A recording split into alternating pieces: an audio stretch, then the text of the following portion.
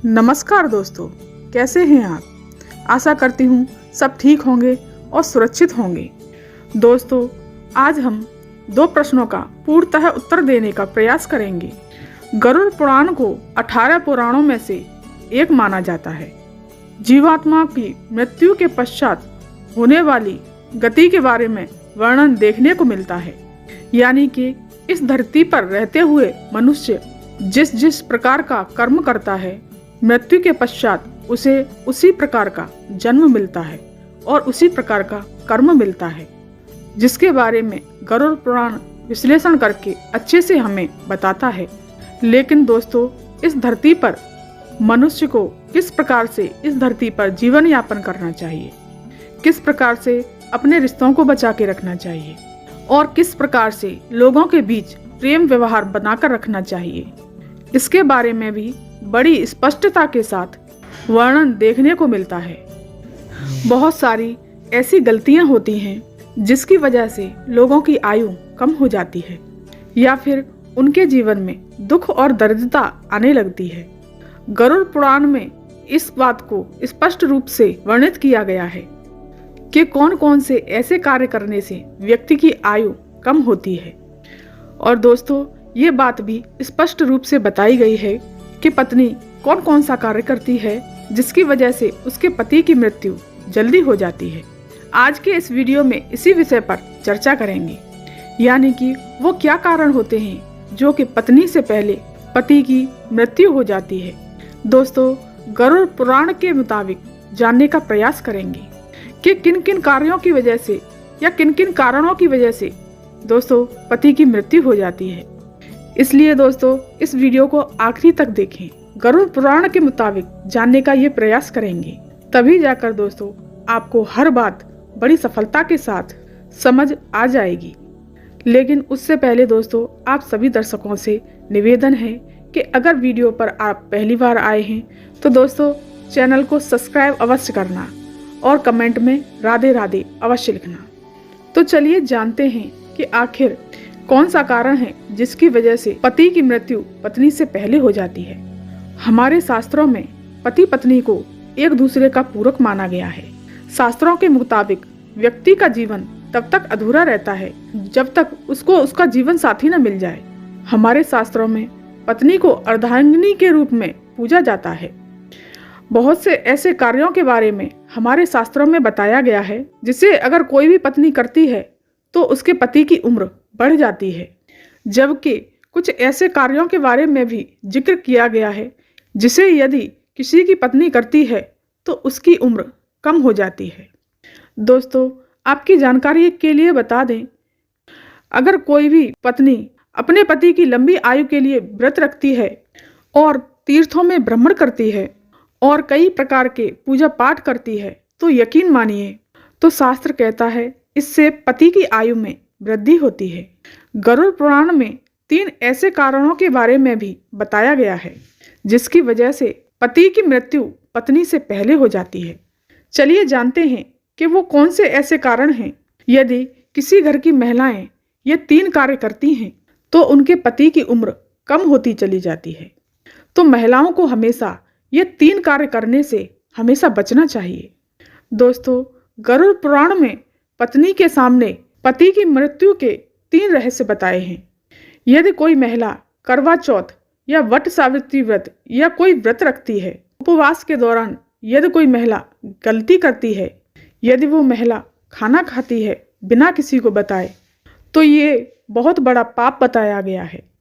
शास्त्रों में बताया गया है कि यदि कोई गुप्त रूप से अपना व्रत तोड़ देती है, उसका प्रभाव उसके पति के जीवन पर पड़ता है और उसके पति की उम्र कम हो जाती है।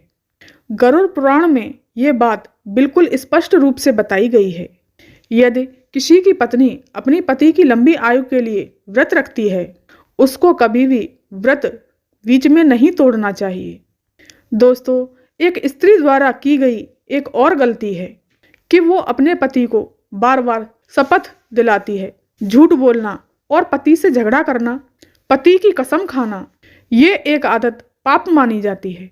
भविष्य में ऐसा रिश्ता स्वतः ही टूट जाता है। गरुड़ पुराण में बताया गया है कि इस प्रकार की बातें पति की उम्र को कम कर देती हैं। जो औरत पति की झूठी कस्में खाती है, पति का अनादर करती है, पति को थप्पड़ मारती है या फिर पति को परेशान करती है, तो भी इससे उसकी उम्र में प्रभाव देखने को मिलता है। हमारे शास्त्रों में पति को परमेश्वर के तुल्य माना गया है। यदि कोई भी स्त्री ऐसी गलतियां करती है तो निश्चित ही उसके पति की उम्र में गिरावट देखने को मिलती है। जो स्त्री मांस खाती है, ये भी बहुत बड़ा पाप माना गया है कि गुरुवार के दिन सिर बाल किसी भी महिला को नहीं धोने चाहिए, अन्यथा उसके पति की उम्र कम होने लगती है। जब भी कोई महिला अपने मंगलसूत्र का पाठ करती है, उसके मांग में सिंदूर होना बहुत ही आवश्यक होता है। उसके हाथों में कंगन होना बहुत आवश्यक है। ऐसी स्थिति में भी पति की उम्र में प्रभाव पड़ता है और पति की उम्र कम होने लगती है।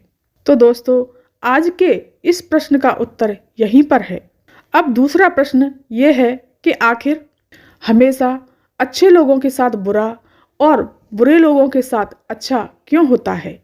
अगर कोई बेईमानी करता है और लोगों का गलत करता है और उनके साथ झूठ बोलता है, तब भी उसकी बरकत होती है। वहीं सबके साथ अच्छा करने वाले और भला सोचने वाले के साथ हमेशा बुरा ही होता है।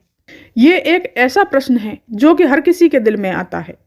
तो आज हम एक कहानी के माध्यम से इन सभी प्रश्नों का जवाब देंगे। आपकी जानकारी के लिए बता दें कि इस तरह के सभी सवालों के जवाब स्वयं श्री कृष्ण ने अर्जुन को बताए हैं। एक बार अर्जुन ने भगवान श्री कृष्ण से यह सवाल किया था, अच्छे और सच्चे लोगों के साथ ही बुरा क्यों होता है और बुरे लोगों के साथ अच्छा क्यों होता है? इस पर भगवान श्री कृष्ण ने अर्जुन को एक कहानी सुनाई। इससे इस तरह के सभी सवालों के जवाब मिल गए। बहुत पुराने समय की बात है।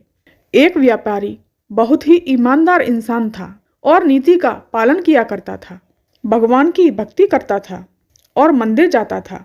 इस तरह सभी गलत कामों से और गलत संगति से वो दूर रहता था। लेकिन वहीं दूसरा व्यक्ति था जो कि दुष्ट और क्रूर प्रवृत्ति का था। वो हमेशा ही गलत काम किया करता था। मंदिर जाने की बजाय वहां से पैसे और चप्पल चुराना, झूठ बोलना और नशा करता था। एक दिन की बात है जब बहुत तेज बारिश हो रही थी। उस समय हर कोई अपने घर के अंदर था और मंदिर में पुजारी थे। उस लालची व्यक्ति ने मंदिर में पुजारी को अकेला देखकर मंदिर का सामान चुरा लिया और पंडित जी की नज़रों से बचकर वहां से भाग निकला।